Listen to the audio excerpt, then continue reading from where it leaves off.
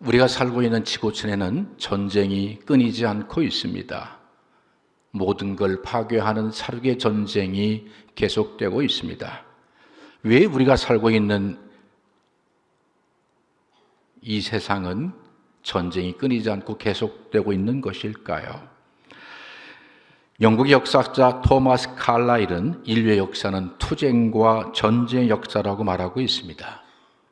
인류의 역사는 시작된 이래에 500에서 1000명 이상이 죽음을 당했던 전쟁이 25만 건이나 된다고 말하고 있네요.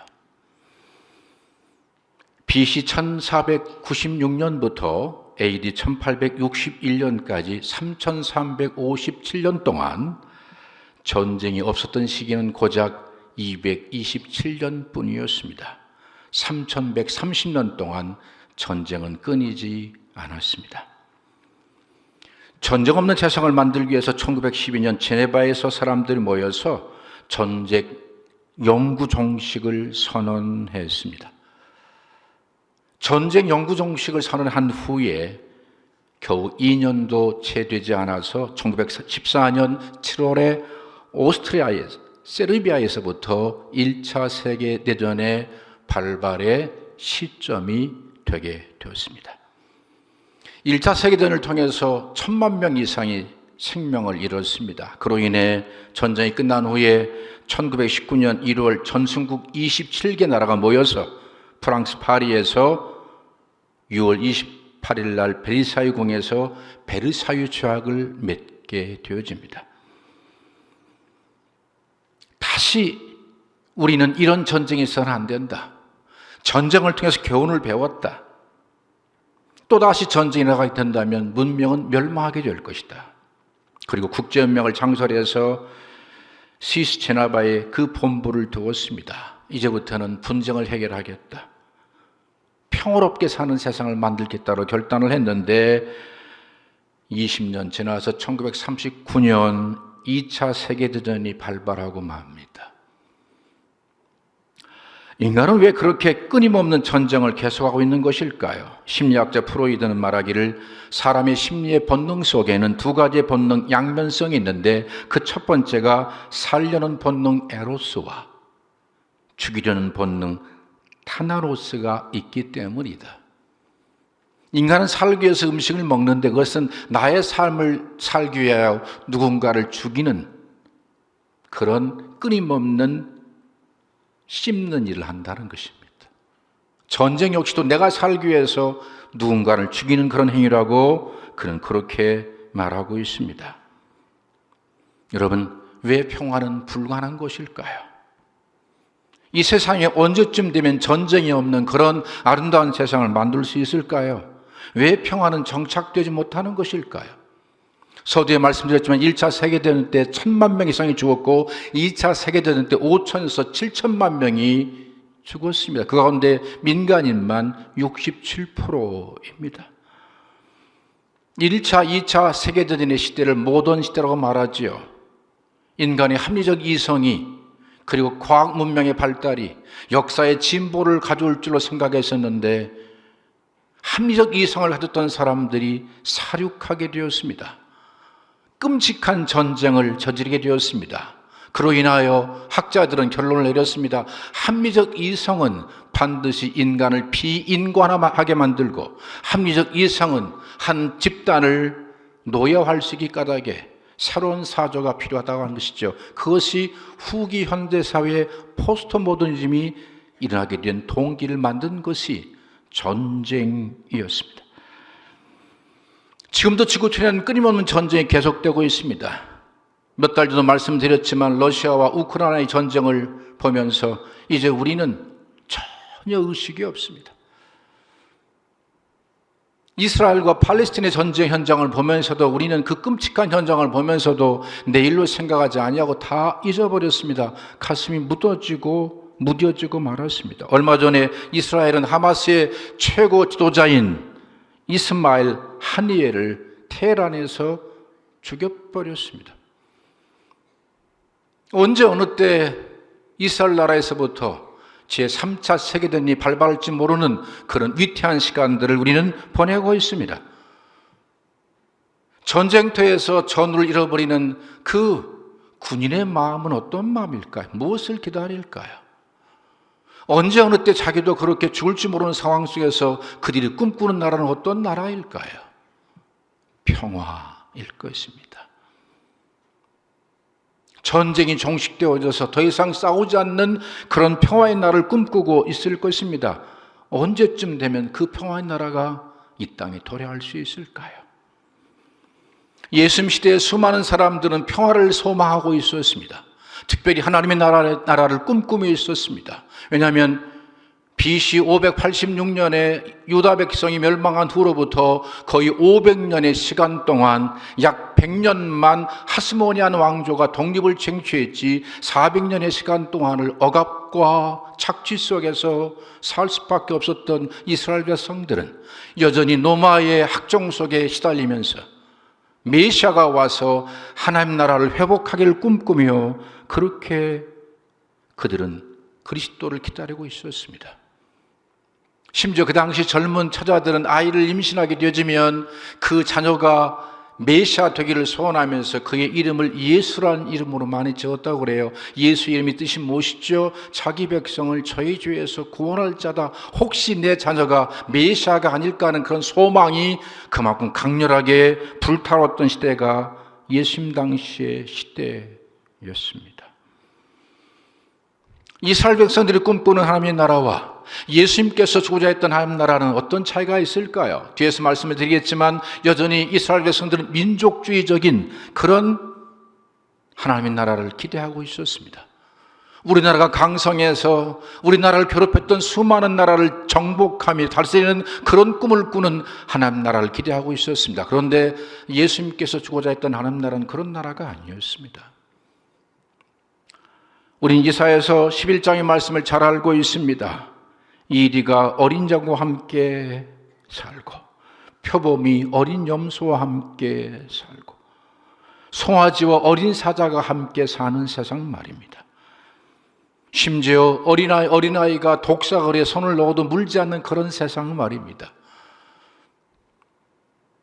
독사 같은 존재들이, 사자 같은 존재들이, 이리 같은 존재들이 그리스도 예수 안에서 그의 성품이 주님 닮아 온유하고 겸손하게 되어지니 어린아이와 함께 손잡고 사는 세상, 결코 상함도 해함도 없는 그런 세상을 우리 예수님께서는 만들길 소원했지만 여전히 우리 안에는 민족주의적인 세상의 욕망 속에서 그런 나라를 꿈꾸고 있는 것은 아니었을까?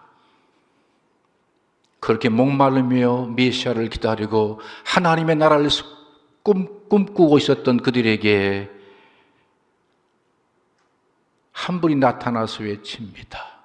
때가 찼고 하나님의 나라가 가까웠으니 회개하고 복음을 믿어라. 때가 찼고 하나님 나라가 가까웠으니 회개하고 복음을 믿으라는 말씀이었습니다.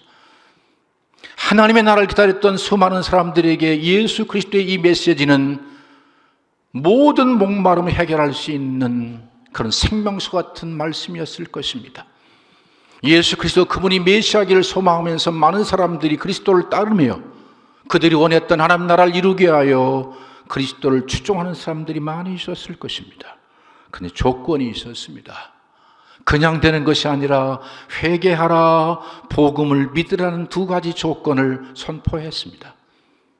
아마도 수많은 사람들은 그리스도의 그 메시지 가운데 중요한 두 가지를 놓쳤을 겁니다. 회개해라, 그리고 믿으라는 말씀을 듣지 않고 그냥 그리스도를 따르는 사람들이 많이 있었을지 모르겠어요. 우리 안에, 그 교회 공동체 안에 이 민족의 하나님 나라가 도래하기 위해서 우리가 해야 할 첫 번째 일은 회개하는 일입니다. 이사야 1장 18절 20절의 말씀을 한번 같이 한번 읽어보실까요? 여호와께서 말씀하시되 우리가 오라, 우리가 서로 변론하자. 너희 죄가 주홍 같을지라도 눈과 같이 헤어질 것이요 진홍같이 붉을지라도 양털같이 희게 될 것을 우리에게 말씀하고 계십니다. 너희가 즐겨 순종하면 땅의 아름다운 소산을 먹을 것이, 그렇지 아니하면 저주가 있을 것을 말씀해 주었습니다.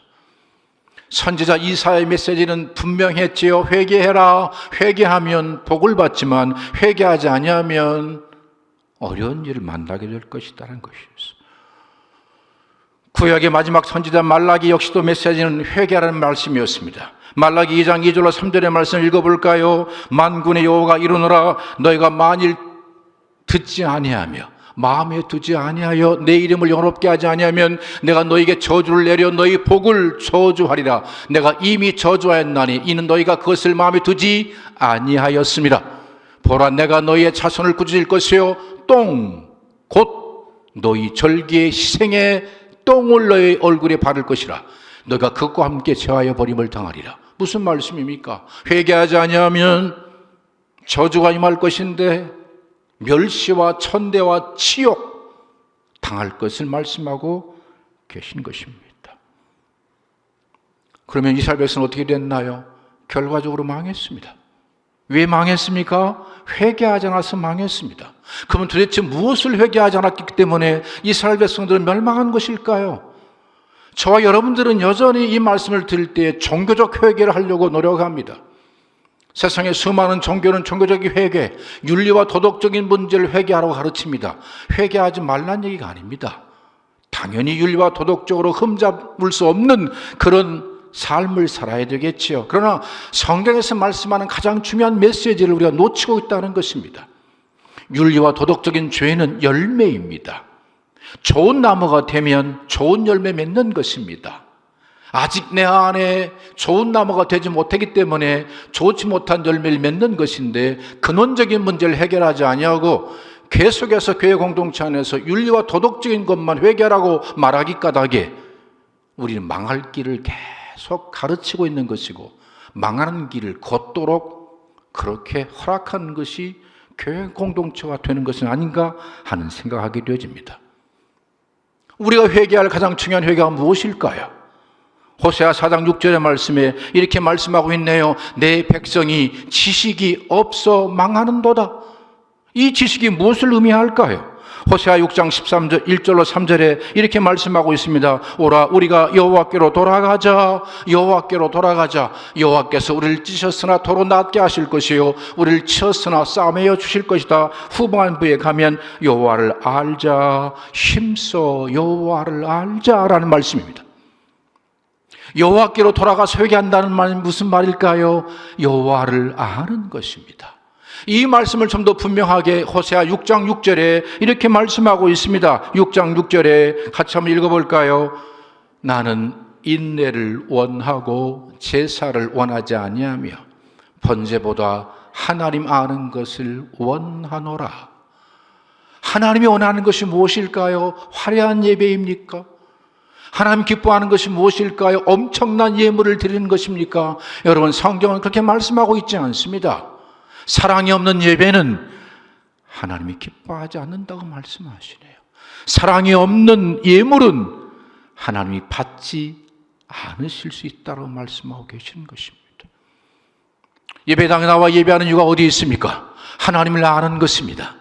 여러분 하나님 그분은 헤세드의 마음을 가지신 분입니다. 아헤브의 마음을 가지신 분입니다. 똑같은 말이지요. 하나님은 사랑이십니다. 하나님의 본질은 사랑이십니다. 예배당 나와 예배하는 것은 하나님을 알아 그 하나님의 사랑을 경험하고 그 하나님의 사랑을 내 안에 누리고 나도 내 안에 하나님의 사랑의 실제가 되게 하소서. 나도 누군가를 사랑하며 살기 위하여 예배당에 나온 것입니다. 믿음으로 받게 되길 바랍니다. 진정한 회개는 하나님께 와서 하나님을 알아가는 것입니다.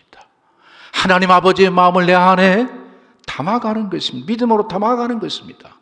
마침내 용서하지 못했던 자를 용서하게 되어지고 섬기지 못했던 자를 섬기게 되어지고 사랑하지 못했던 자를 사랑하게 되는 것이 그것이 진정한 예배자인 것을 성경은 우리에게 말씀하고 있는 것입니다. 그런데 이스라엘 백성들은 수천 년 동안 하나님을 섬겼는데 하나님 아버지의 마음을 아는 자들은 많지 않았습니다. 제사장들이 사륙을 행합니다. 성도들이 예배드린 후에 나가서 함께 싸웁니다. 욕망을 채우게 하나님을 이용합니다. 예배당 나와서 예배드렸으면 하나님 만났으면 가정공동체에 들어가서 서로 화해되는데 이혼해버립니다. 이유가 뭘까요? 하나님을 알지 못하는 예배자였다고 하는 것입니다.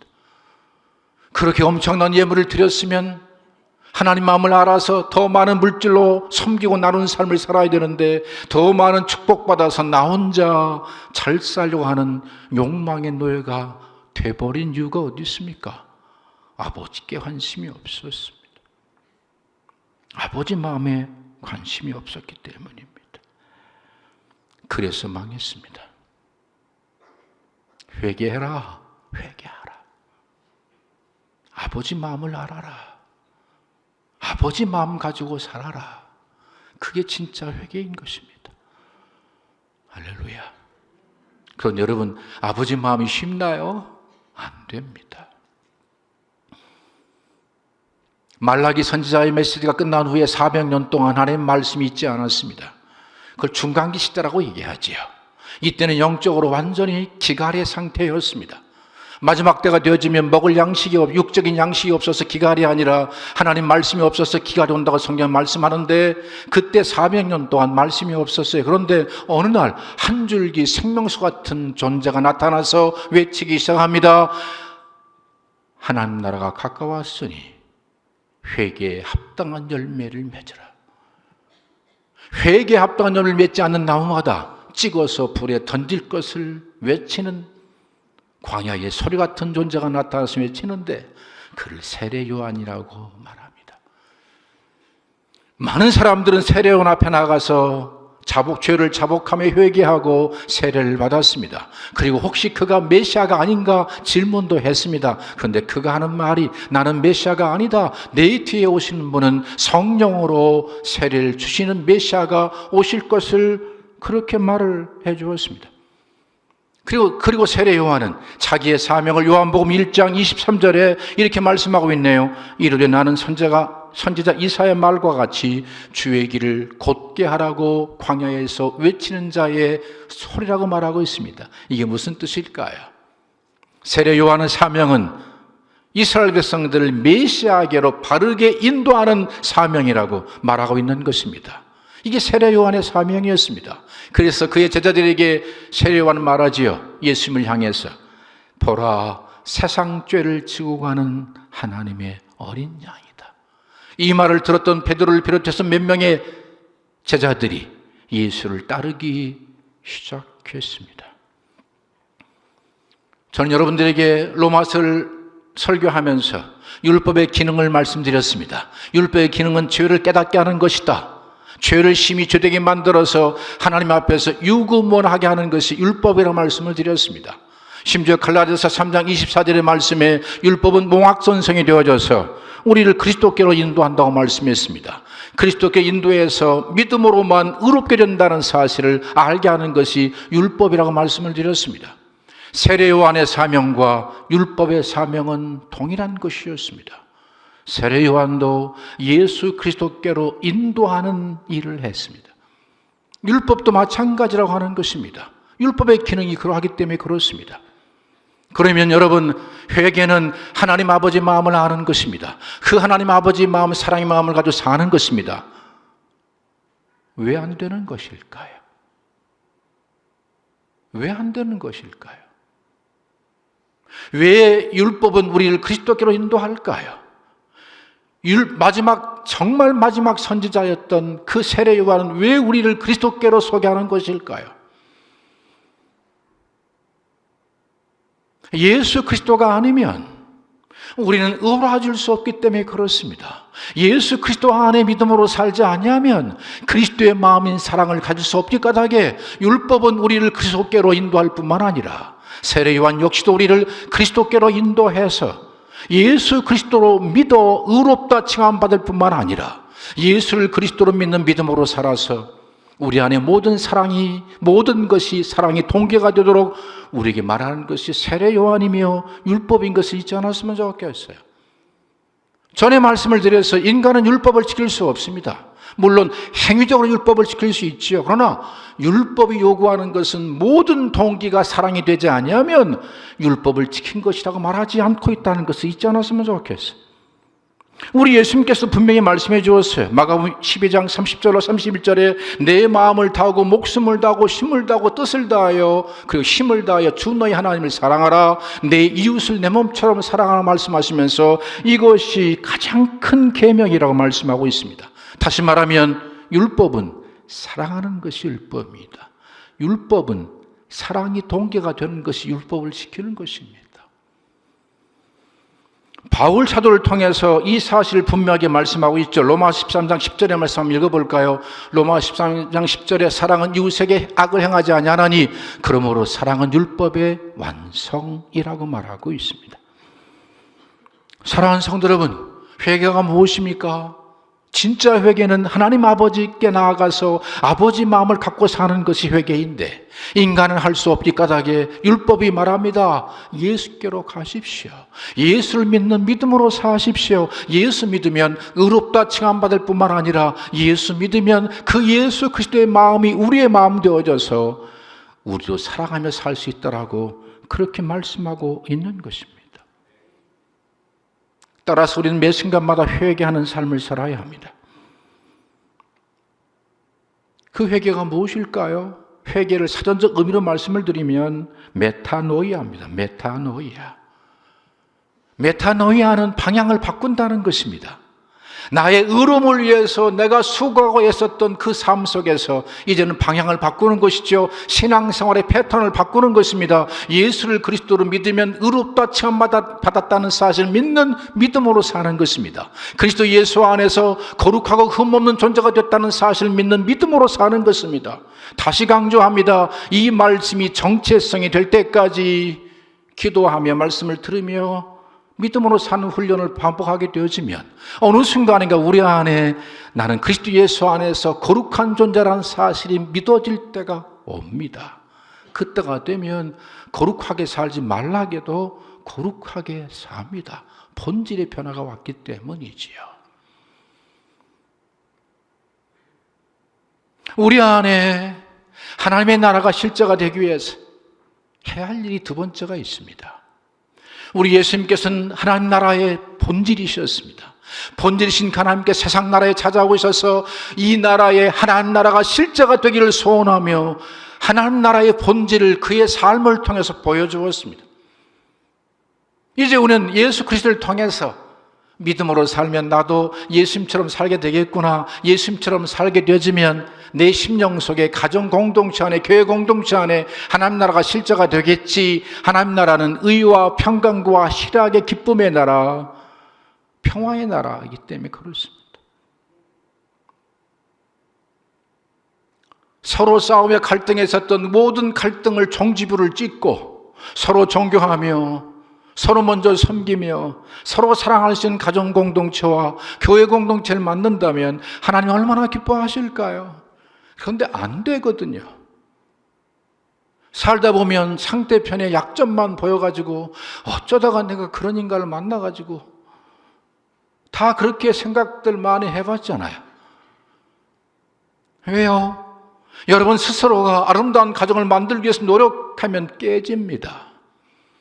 이제 그리스도 예수 안에 가서 의로운 존재가 되었으니 예수님께 배우는 삶을 믿음으로 살아보자 이것입니다. 그래서 진짜 회개가 뭐냐? 첫 번째, 예수를 그리스도로 믿어 의롭다 칭함받는 회개는 한 번이면 되는 것입니다. 이제 우리는 그리스도 예수 안에 살아가면서 예수 그리스도의 마음을 갖는 회개를 계속하는 것이죠. 여전히 우리 안에는 섬김받고 싶어하는 그런 마음들이 있습니다. 그런데 말씀을 들을 때마다 아니구나, 종으로 섬기는 삶을 사는 것이구나. 하나님, 제가 아내를 섬기겠습니다. 하나님, 제가 남편을 섬기겠습니다. 하나님, 제가 목회자를 섬기겠습니다. 하나님, 저는 성도를 섬기겠습니다. 이 회개를 계속하는 것이죠. 하나님, 제 마음속에 종의 마음을 가진 종의 마음이 없습니다. 자기를 부인하는 마음이 없습니다. 낮아지는 마음이 없습니다. 이것 때문에 회개하는 것이죠. 주님, 그 마음 달라고. 예수 그리스도의 마음은 온유와 겸손의 마음입니다. 그런데 우리 안에 겸손이 없네요. 온유하지 않네요. 언어가 거칠어요. 언어가 거칠어. 며칠 전에 어떤 집사님 만났는데 저한테 이렇게 말씀하시더라고요. 목사님 처음 오셔서 말씀을 전할 때 말씀은 맞는 말씀 하셨는데요, 말씀이 따뜻하지가 않았다는 거예요. 요즘 말씀을 듣게 되어지면 목사님 말씀이 따뜻하게 느껴집니다 말씀하시길래 속으로 나도 알아 그랬어요. 속으로만. 여러분, 예수를 그리스도로 믿으면 어느 순간인가 우리의 마음이 우울해지고 겸손해져서 따뜻해지고 부드러워지고 넉넉해져야 될 거 아니에요. 그런데 어떤 문제만 생기면 다툼이 일어나네요. 그때 또 회개하는 거지. 하나님 죄송합니다, 제 안에 그리스도의 마음이 없습니다, 나에게 그리스도의 마음으로 채워주옵소서 라고 또 회개하는 것이죠. 교회 공동체 안에서 서로가 서로를 먼저 존경한다면 얼마나 좋겠어요. 여러분들이 목사를 대할 때 주님 대하듯이 대한다면 얼마나 행복하겠어요. 목사가 성도를 대할 때 주님 대하듯이 대한다면 얼마나 행복하겠어요. 이런 마음이 없을 때마다 늘 회개하는 거죠. 주님, 아직도 내가 사람을 육으로 보내요. 육으로 보지 않고 그 안에 계신 그리스도를 통해 봐야 되는데 그렇지 못하네. 회개하는 거죠. 이런 회개를 반복하다 보면 어느 순간인가 그 안에서 일하시는 주님과 함께 되어진 여러분들을 보게 되면서 정말 마음으로부터 여러분을 존경하게 되는 일들이 있겠지요. 그것이 두 번째 해야 할 회개입니다. 이런 회개를 반복하게 되면 우리 심령 속에 하나님 나라가 실제가 되어져서 그때 기쁨이 넘칩니다. 평강이 있습니다. 더 나아가서 많은 사람들이 여러분의 삶을 보면서 그리스도를 보는 일들이 있을 것입니다. 사랑하는 성도 여러분, 회개하십시오. 매 순간마다 예수의 마음과 예수의 생각과 예수의 가치관이 우리 안에 실제되기를 소원하면서 날마다 방향을 바꿔나가십시오. 조금씩 믿음으로 바꿔나가십시오. 우리 힘으로 되지 않지요. 그러하게 성경은 말씀합니다. 회개해라, 복음을 믿어라. 왜 복음입니까? 나는 바꿀 수 없지만 믿음으로 살면 주님이 내 안에서 내 생각을 어느 순간에 바꿔버립니다. 요즘은 제가 새벽에 예배를 드릴 때마다 새벽 예배에 나오신 권사님들, 집사님들이 얼마나 소중한지 정말 소중하게 느껴져서요, 새벽 예배 설교를 좀 더 따뜻하게 하고 싶은 마음이 생기는 거예요. 우리의 성도들이 얼마나 소중한지 여러분들은 잘 모를지 모르게 정말 저는 제 마음속에 그렇게 소중하게 느껴집니다. 전에는 조금 그렇지 않았거든요.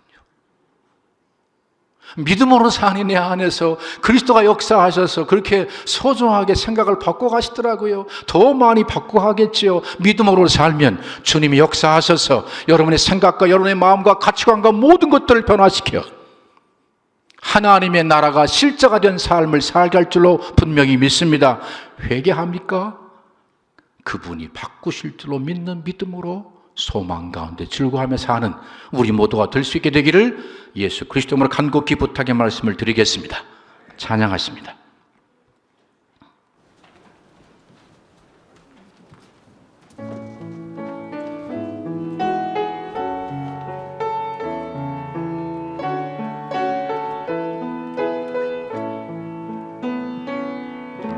피난처 되시는 주 예수, 영원한 승리의 왕, 주님의 얼굴을 구할 주의 빛 비치시네. 전쟁은 주님께서, 승리는 우리의 것.